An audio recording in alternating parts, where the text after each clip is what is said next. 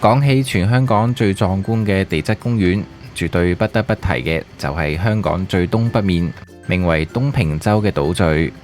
東平洲除咗被納入為香港聯合國教科文組織世界地質公園嘅範圍之外，亦都係香港10大勝景選舉之中排名第2位。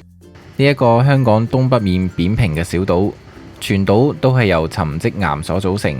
東平洲主要有4大奇觀，包括係好似堅樓一樣不受風化、堅硬無比嘅堅樓石，險峻難過嘅難過水，仲有長長一塊岩石好似龍一樣潛落水嘅龍落水，被風化侵蝕嘅海蝕柱、斬頸洲，每一處嘅地貌景色都會令到每一個到訪嘅遊客嘖嘖稱讚。片片斑斕嘅頁岩同埋其他種種嘅自然奇觀，都令到東平洲成為香港有名嘅地質公園、地貌寶庫。睇過咁多地質奇觀之中，最特別就係呢一個東平洲。事不宜遲，等我帶大家一齊裙邊遊一次東平洲，遊覽呢一個世界級嘅奇觀啦！請大家訂閱 David 大衛嘅頻道，你嘅支持就係我嘅拍片動力。大家好，我係 David。前往東平洲，我哋只可以喺大河站出發，出閘後左轉，再沿住地圖嘅路線行到去岸邊馬料水碼頭，就會有船可以前往東平洲。但呢一個街道呢，就只會係星期6日及公眾假期先會開出，一日只會來回開一班船。開出嘅時間，頭班船就會係9點鐘。星期6日都會有好多人入去東平洲，所以要入去嘅話呢，就要趁早排隊啦。呢一張就係馬料水碼頭嘅船期表啦。由於坐船嘅市民眾多，佢都會視乎人數不定期加開船。來回船飛嘅價錢就係90蚊。東平洲係香港最北面嘅島嶼，坐呢個船都要坐成1個半鐘先至可以到達目的地。坐船期間，大家就可以自備一啲嘅娛樂。話咁快，終於嚟到一個地質奇景嘅小島東平洲啦。今日真係有非常之多嘅遊客，呢度呢，同一時間都嚟咗4-5班船。上一次拍過東平洲，因為冇航拍機，而且好多地方都冇仔細行過，所以今次決定舊地重遊，再重新帶大家遊覽一趟。不過今次嘅行程有啲特別，我就會用一個裙邊嘅形式帶大家遊走呢一個東平洲，更加能夠展現呢一度獨特壯麗嘅奇觀。離開碼頭嘅第一站，當然就係了解呢一張郊遊嘅地圖。咁呢一度有6處值得郊遊嘅地方呢，都已經列晒出嚟噶啦。行晒成個島嶼兜一個圈呢，大概就要3個鐘嘅時間。今次我哋就決定裙邊遊。假日入嚟等咗好耐，呢一度嘅人流都未消散啊。面向碼頭嘅左手邊，其實就會有洗手間嘅。碼頭嘅旁邊呢一度就會有啲好特別嘅千層岩石，好似千層蛋糕一樣嘅沉積岩。等我哋可以先睹為快。呢一度就已經企咗好多人喺度打卡影相啦。初次嚟到真係會覺得呢一度啲岩石非常之靚，非常獨特，而且從來都未見過，真係一個壯麗嘅奇觀啊！不過呢一度並唔係最靚嘅地方，喺每一個岩岸嘅位置觀賞點呢，都會有呢一啲嘅導賞牌，俾我哋增進一下地質嘅知識。呢度唔值得停留，呢一度只不過係啱啱開始。準備好，我哋就準備順時針圍繞住東平洲裙邊遊一個圈啦。有啲人呢會選擇行入去入邊嘅行人路上面行嘅，會易行一啲，冇咁辛苦，但係呢亦都會錯過咗好清涼嘅路徑同埋美麗嘅風景。呢一度嘅沉積岩似唔似一塊塊嘅豆腐呢？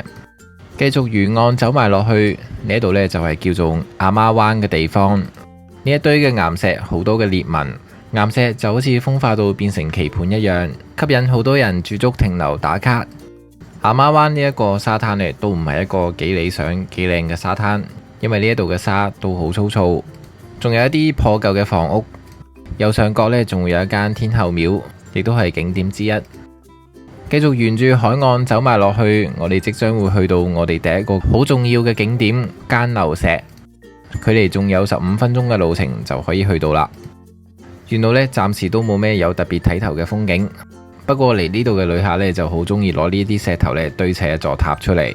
細想每一個岩岸位呢，其實都好壯觀，不過呢度仲未係最靚嘅地方喎。留意到呢度阿媽灣嘅沙呢，都係幾粗大，好似芝麻一樣。留意到前面有好多人都停留咗喺度，呢一度又有一處嘅奇觀，有冇留意到呢一度嘅岩石呢？都係由好多一小塊好細塊嘅岩石組成，眾多小型岩塊形成嘅呢個地帶，好似一個棋盤一樣。站喺岩塊上面嘅人就好似棋盤入邊嘅棋子一樣，突然之間好似變咗小人國咁啊！離開棋盤小岩塊，我哋即將可以望到一個好重要嘅景觀——間樓石，亦都係最多人駐足停留、休息觀賞嘅好地方。未去到間樓石之前，間樓石嘅前面就係一片嘅海蝕平台。呢一片嘅海蝕平台都係非常之壯觀宏偉啊！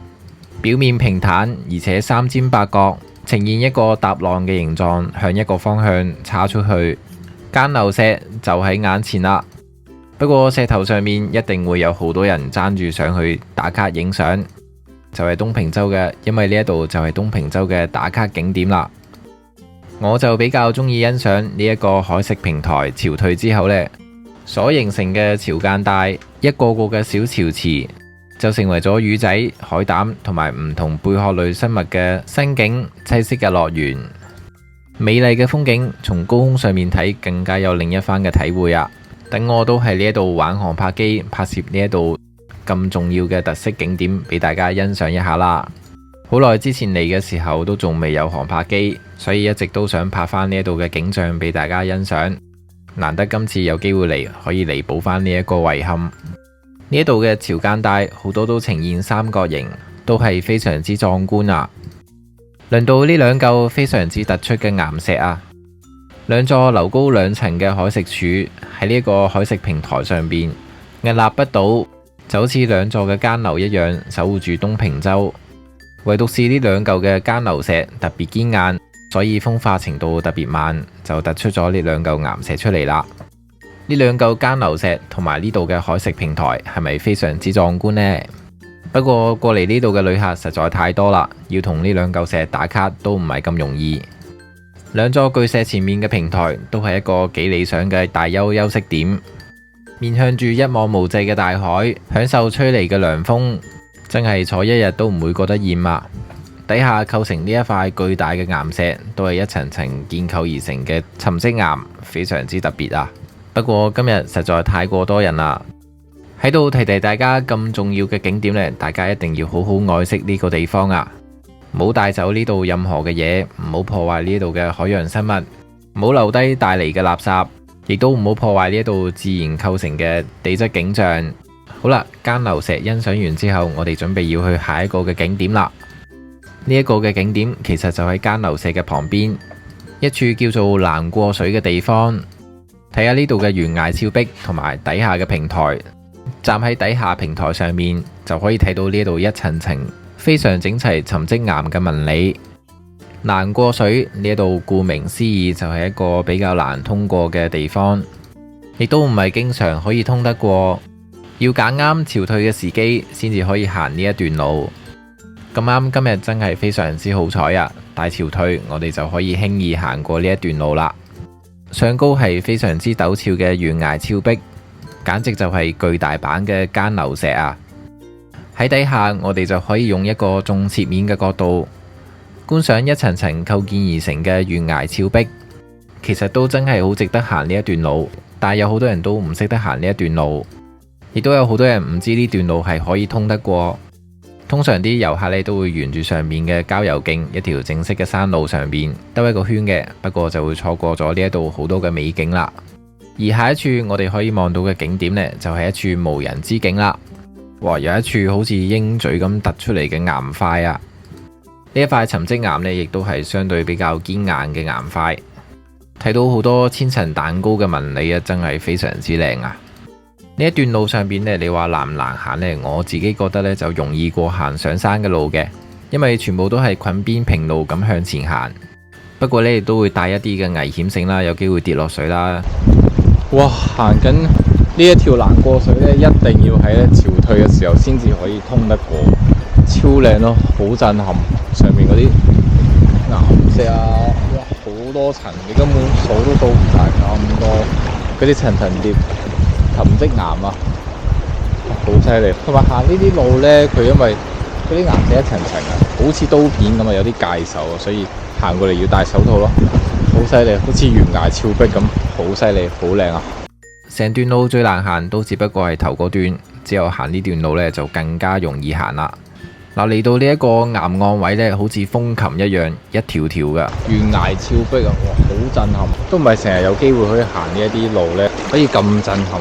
冇人嚟都係一個好處，呢一度呢就係一處嘅無人之境啦。而家就沿住呢啲垂直嘅紋理向前衝啦。但係衝到呢一個尖端位，真係冇辦法啦。呢一度呢，似乎就冇咁容易可以通得過啦。咁我哋一定要涉水，又或者呢行到去最懸崖邊嗰度呢，就可以方便啲過咯。呢一度難免都要涉水，我哋而家就行近去懸崖邊啦。再走落去之後就係一條長長無盡嘅懸崖路啦。我哋不斷裙邊向前行，咁落嚟裙邊呢段路呢，就真係幾值得落嚟行。大家可以睇到頭先嗰一番嘅景象幾咁壯麗，最重要係呢一度呢極少人流啊，咁就冇人阻止我哋觀賞風景嘅雅興啦。終於嚟到呢一處，哇，又係超級壯觀嘅海蝕平台啊！我覺得呢一個海蝕平台呢，就好似一啲木耳咁啊，亦都好似一啲靈芝咁啊，又係非常之層次分明，非常之壯麗，一排排。所以你話呢一度係咪好值得落嚟底下呢一度裙邊平台上面行呢？好啦，用航拍機再回顧一下行過嚟嘅路，俾大家回顧一下頭先行過嚟嘅欄過水啦。原來頭先已經跨越咗一片長長嘅欄過水，要挨住懸崖峭壁嘅路行過嚟。呢段嘅路呢，除咗開頭要挨住懸崖邊行呢，之後嘅路呢，就係非常之輕鬆、非常之易行嘅路。而嚟到呢度，簡直就係好似靈芝一樣咁嘅壯麗奇觀啊！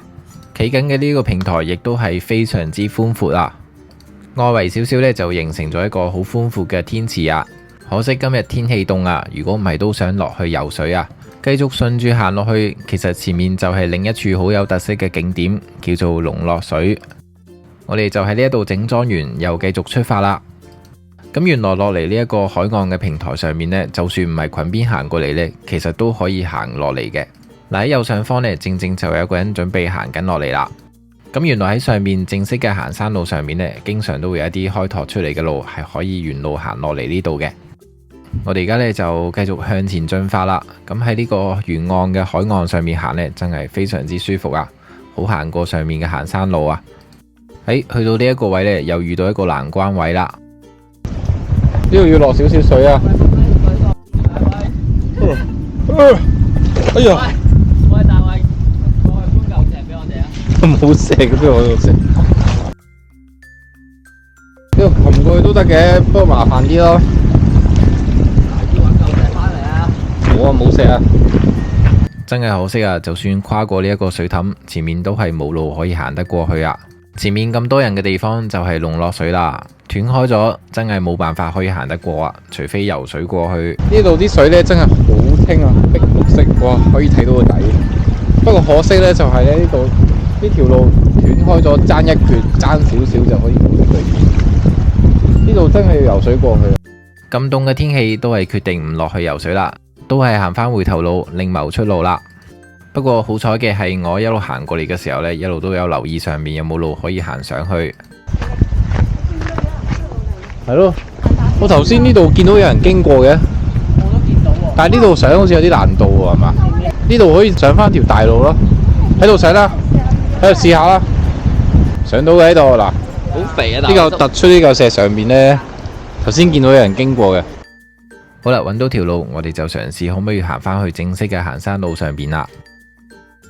哇！原來高處望落去下邊嘅景色呢，都一樣好靚啊！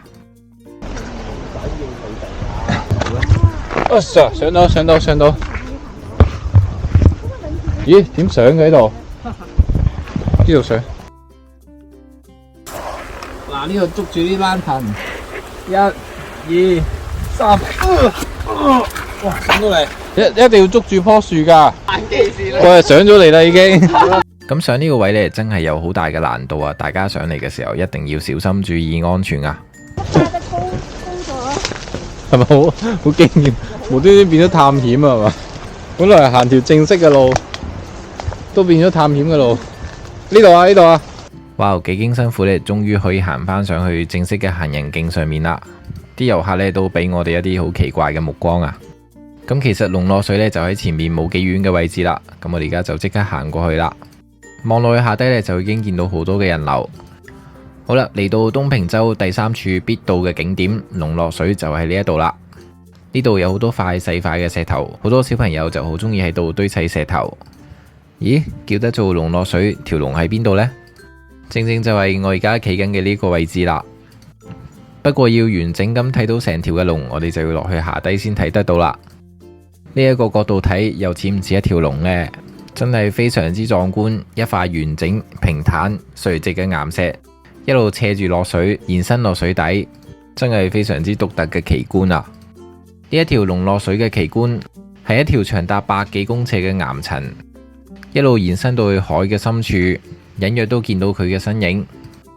呢一塊嘅岩層邊緣呈現一個三角狀，就好似龍背一樣，長度再加埋形態，再潛入水，真係名副其實嘅龍落水，形容得栩栩如生。呢度嘅島形似唔似一條海豚呢？唔經唔覺，我哋已經去到碼頭嘅另一邊啦。龍落水景點呢個風景就去到呢一度啦。好多人喺呢度打完卡呢，都會上返去行山徑上面，甚少人知道原來可以裙邊行過去另一處嘅景點斬頸洲啦。咁而且裙邊行過去呢段路呢，已經冇之前咁難行啦，都係啲平坦嘅路。有好多人喺呢度影大合照啦，揾到一塊好四方形，好似威化餅嘅岩石啊！好啦，而家就最後衝刺去最後一處嘅景點啦。一路裙邊沿岸上面嘅海蝕地貌呢，真係變化萬千啊，各種嘅形態都有啊！真係每次嚟到呢，都令我好大開眼界啊！上一次過嚟呢，真係 miss 咗好多嘅景點啊！而今次裙邊遊呢，就真係可以湊齊所有嘅景點，揾晒出嚟啊！而且每一個景點都可以放航拍機，俾大家欣賞一下呢一度美麗嘅地貌。東平洲真係一個鑑賞地質岩岸嘅福地啊！而且東平洲係香港第4個嘅海岸公園，擁有好多豐富嘅珊瑚群落，亦都係本港嘅潛水天堂啊！有一班人就喺呢一度瞓晏晝覺，吸收呢一度嘅靈氣啊！去到呢度向前望呢，就可以望到一橛斷開咗嘅位置。呢度正正就係第4個必到嘅景點啦。呢一度就係斬頸洲啦，前面勁多嘅人潮啊！等我都過去參觀一下先。呢度似唔似一個小島被劈開咗2橛，而且被劈得非常之齊口寬闊。其實呢一度都係一個海蝕柱嚟嘅，被斬開嗰一部分原本係同個島相連嘅。呢一個山嘴呢，因為長期風化侵蝕同埋斷裂，最後呢就形成咗南北相通嘅天然走廊。行入去走廊之中，兩旁嘅峭壁之間，迎來嘅涼風陣陣，都令人精神一振啦。呢度除咗斬頸洲靚之外，出邊嘅頁岩一樣係非常之壯觀，非常之靚啊！仲有三角形箭嘴嘅呢個位置都係非常之特別。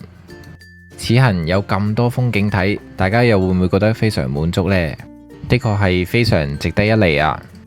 唔經唔覺，東平洲4個必到嘅景點呢，就同大家介紹完，亦都欣賞過啦。沿行山路行返出去，已經行到嚟呢個位啦。洲尾角喺呢度，此段為屬於岩岸石灘地帶。唔經唔覺已經行完兜咗一大個圈啦。要完成一趟嘅行程呢，大概需要3個鐘時間。有好多嘅打卡位，呢一塊牌亦都係其中之一。繼續行落去，其實呢度仲有一個好靚嘅沙灘。喺沙灘嘅旁邊呢，發現咗一個可以爬入去嘅洞。有個咁嘅窿嘅，哇！有個咁嘅窿嘅，有咩特別呢？哇！寫咗好多愛的宣言啊！等我哋都喺呢一度打返張卡先。咁啊，呢個特色嘅沙灘呢都非常之靚嘅，水清沙幼。望向前邊呢，就可以見到我哋今日行過嚟嘅碼頭啦。大家嚟到東平洲玩呢，其實都唔需要太過趕急嘅，因為正式嘅船呢係3點半，10點半落船，去到3點半之間呢，其實有5個鐘咁長。行晒成個島，其實都仲有好多時間剩。喺呢一個長長嘅沙灘上面玩，都係一大嘅特色。呢個沙灘啲沙嘅綿度呢，就真係好似鹹田灣咁幼細啊！而且佢有好多嘅顆粒岩石鑲嵌咗喺沙灘入邊。呢度都係一個非常之靚嘅沙灘。咁就等我喺呢一度最後一次放航拍機影呢度嘅畫面俾大家欣賞一下啦。今日嚟到東平洲呢個海域上邊呢，海底真係非常之清澈啊！上次嚟嗰陣呢，都睇唔到咁清澈嘅海洋，我就覺得呢一隻碧綠色嘅海水顏色非常之靚啊，令我諗起北龍石澗溪水嘅顏色啊。其實呢度都算係一個幾理想嘅度假天堂啊！有啲人呢都會選擇喺呢一度紮營，享受咁靚嘅大自然環境，而且呢一度有好多嘅士多，有極多嘅補給供應，所以呢度都係一個幾理想嘅露營地點。其實唔一定要等到3點半先有船，有時佢都會有加開班船。想早啲走嘅朋友都可以去到碼頭準備。呢一趟嘅行程都係非常之充實，值得一遊。大家都不妨考慮嚟呢一個地方參觀一下。呢一條片就去到呢一度啦。請大家訂閱 David 大衛嘅頻道，你嘅支持就係我嘅拍片動力。